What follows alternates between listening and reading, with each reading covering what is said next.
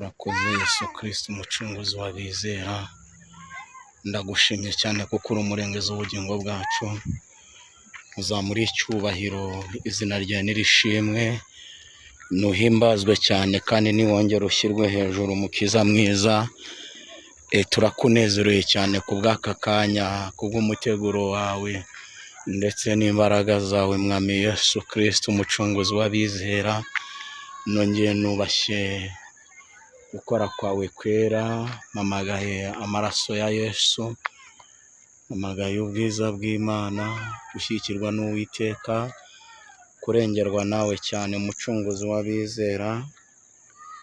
Reka umanuke wongere ubamba amahema muri aka kanya, ubambire Kristo mwiza abanyarwanda amahema, ubambire Yesu Kristo mucunguzi w'abizera, ukomeze ube mu ruhande rwacu, twiyereke, utuyobore.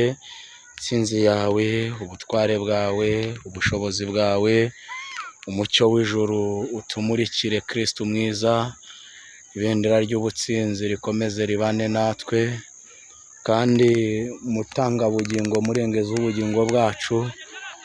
Imana yumva gusenga, Imana yumva gutaka, nyemerere cyane ukora iby'imbaraga nyinshi ku uyu musozi, haboneke ubwiza bw'Imana, haboneke gukomera kwawe, haboneke intsinzi yawe mwami Yesu Kristo.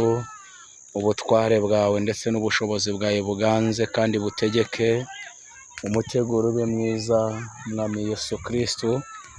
Ntabari twe Mana, ntabari twe, ahubwo izina ryawe rihabwa icyubahiro, kubera ko uri igitangaza mu isi no mu ijuru.